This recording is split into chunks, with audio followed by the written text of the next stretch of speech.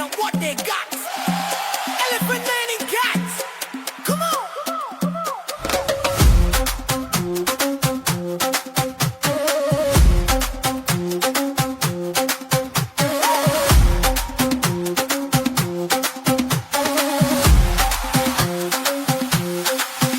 And the sun is telling me to look hot. I can feel it on my feet. Oh, I wonder what My warm and wet greetings to each and everyone, especially for those who are there in the Ligid area. To all our alumni, teachers, staff, students, and honored guests with the presence of our beloved Mayor, Honorable Maria Gina E. Marilu.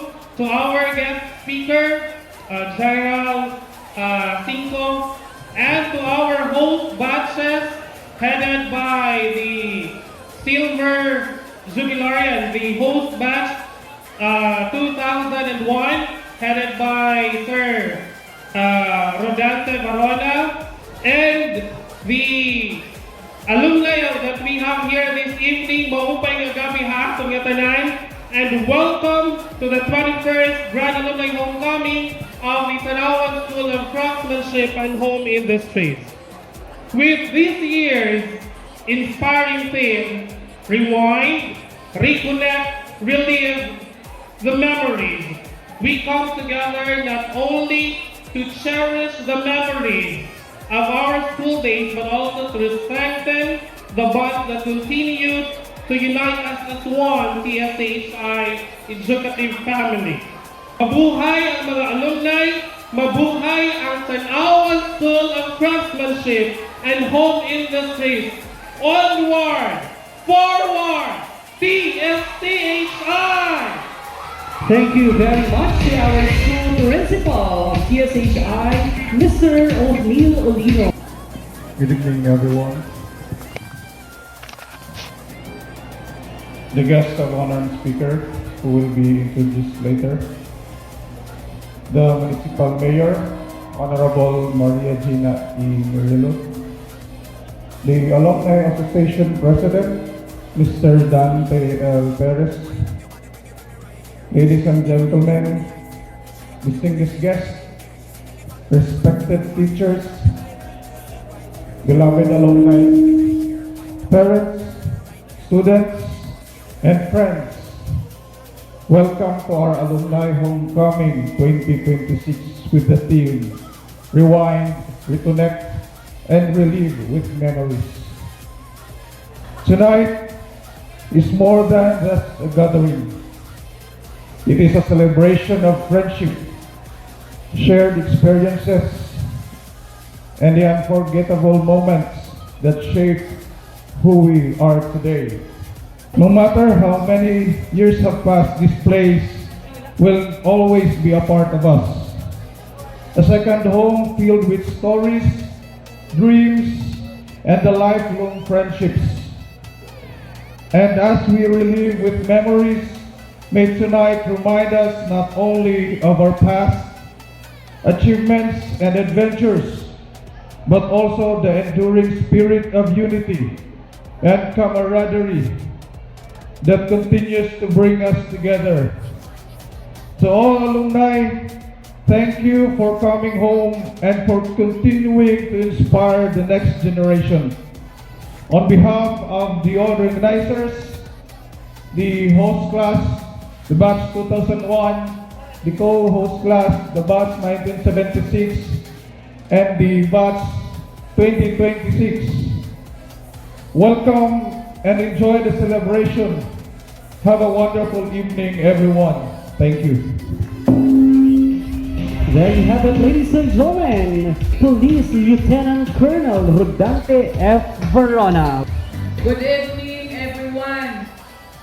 Maupay nga gabi, better and brighter tanawan. Balit na sig palakad ko yun, ay ako maginhawa, ay ako badaw, din tawag man dahil ako. So I cannot say no, but to give message to your alumni homecoming. So first, I would like to congratulate the host for tonight, alumnus, the host of this evening alumni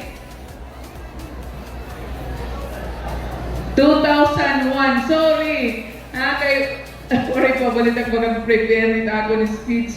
So, di ba parang kunin na biskanan pagngangaranan ko nga visitors for tonight, waray ko pa ako tagin program.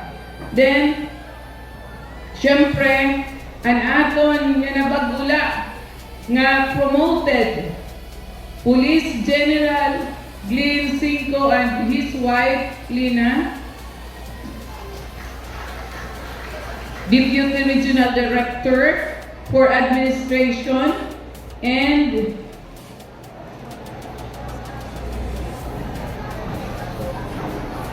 Rodante Barona Alumni President. To all of you, again, a pleasant evening to all of us. Yanana Gabi is a time to rewind and the foundation of our craftsmanship, reconnect, and the kind spirit of our alma mater, and relive the moments that define our path. Inaunta nga ini nga atong pagkatitiro in mag-inspire na iyo to continue using your skills to build not just for your careers, but also for a better and brighter Tanawan. So congratulations to the host 2021 and all the alumni, and enjoy the rest of the night. Thank you and good evening to all of us. There you have it, ladies and gentlemen, our municipal mayor of Tanawan. Maupay nga gabi nga atong nga tanan. Labi na naton minayuyong nga mayorahan Tanawan, Honorable Merilo. Anaton mga atong si Hales, akon kumpare, Dr. Quintin Octa. Ang akong kumare nga konsihala gyapon, konsihala Josie Crier. Ang atong sa sukong masangkay nga konsihal gyapon, Hilauro Abellero. Ang atong presidentehan Alumni Association, ang akong patud nga Himano Dante Perez, no? Maupay nga gabi. Ang presidente naton Hosbats, Police Lieutenant Colonel Dante Perez, natong Chief of Police, no, Police Captain Rapi Kahipi, and atong bisita nga graduate gyapon ng PCHI, Police Lieutenant Ricky Cinco, apelyido mo, no. Allow me to read my message, no, in Tagalog and in English, no. Han aton mga kasulukuyan na umuno, no, han PCHI, maupay nga gabi. An aton mga teachers, no, kasulukuyan mga teachers at dating teachers, mga inabot ko ng mga teachers na under pa ako nito, si Ma'am Marchades, si Ma'am Quijada, si Ma'am Texon, si Ma'am Cornejo. So, di ko alam kung anong masasabi nila sa akin, kung pasaway ba ako o natatandaan pa ba nila ako. No. No.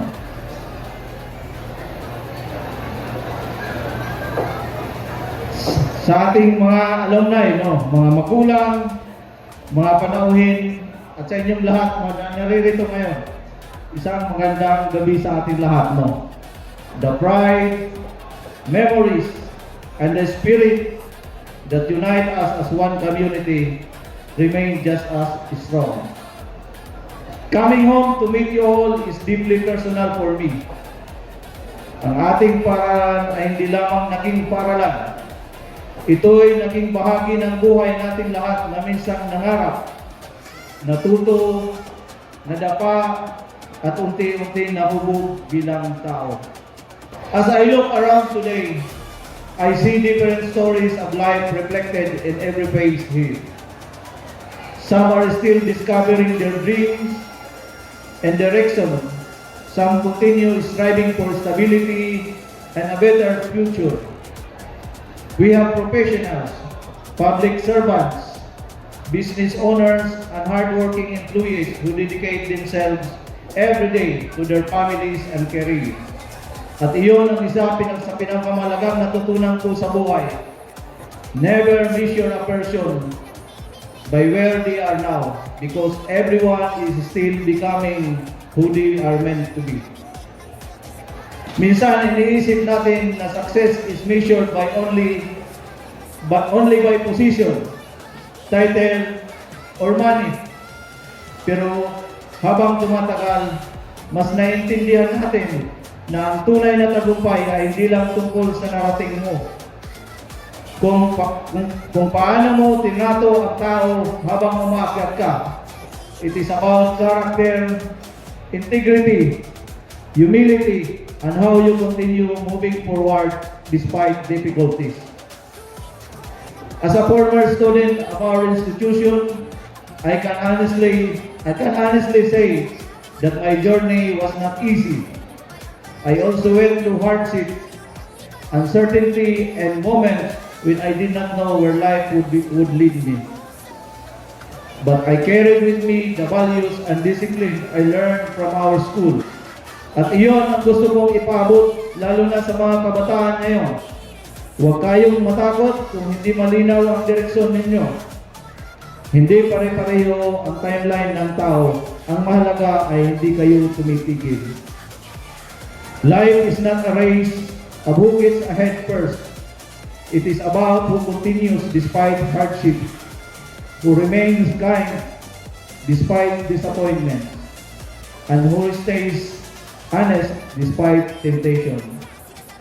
Keep learning, keep improving yourself, keep choosing what is right even when no one is watching. Sa mga professionals at workers na nandito ngayon, maraming salamat sa araw-araw na sakripisyo ninyo. Madalas, hindi napapansin ang pagod ninyo, pero malaking bagay ang bawat tahimik at pagsusumikap para sa pamilya at komunidad. Sa ating mga retirees at senior citizens na nandito, kasama na yung mga teachers natin, maraming salamat sa pundasyon inilatag ninyo para sa susunod na henerasyon.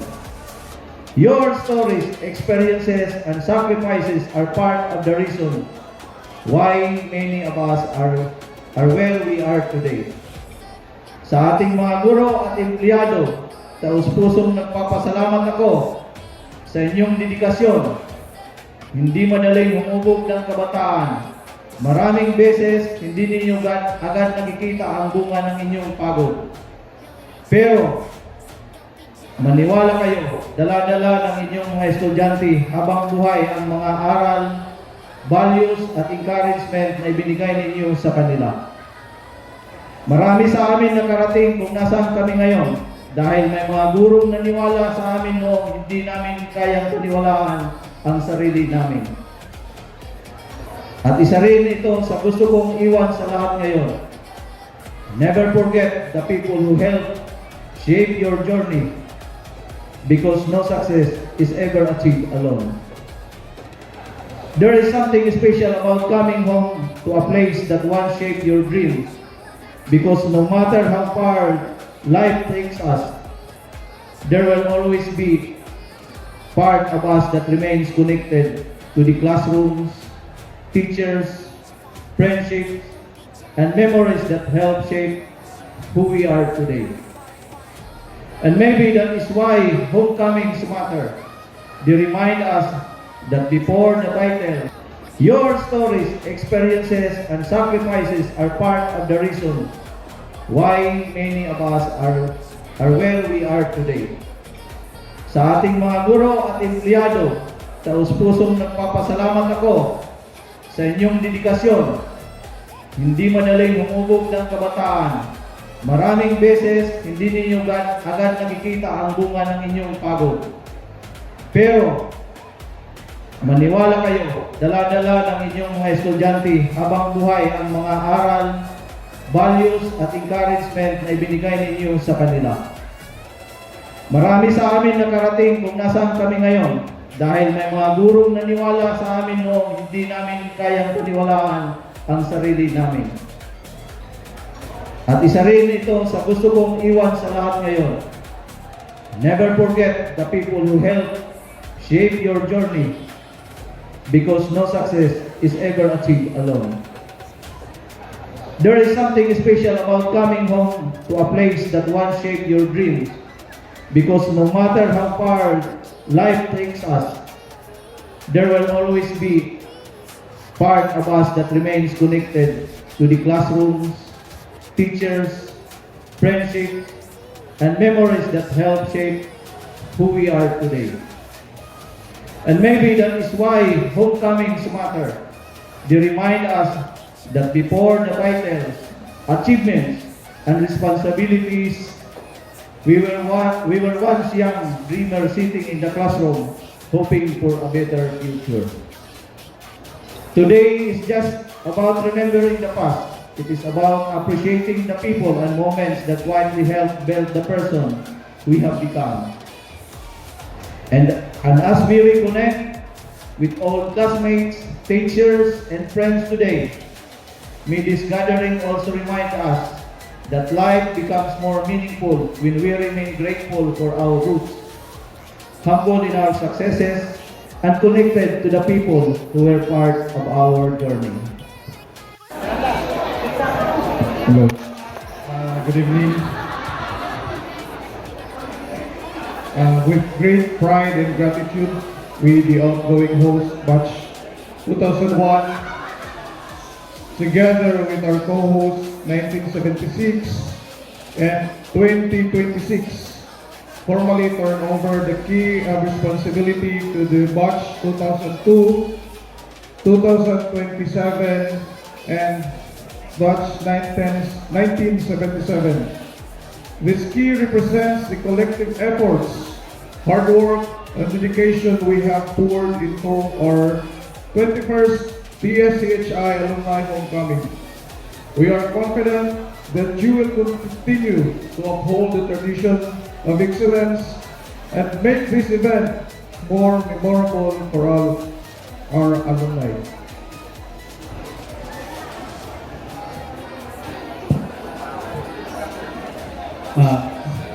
On behalf of the 2026 Alumni Host Batch 2001, 2026, and 1976, I humbly accept this key of responsibility. We are deeply honored to carry on the legacy of our predecessors and are committed to making the 22nd Alumni Homecoming resounding success. We are ready to embrace the challenges and opportunities that lie ahead and are excited to work alongside our alumni. So we hope to see you all next year.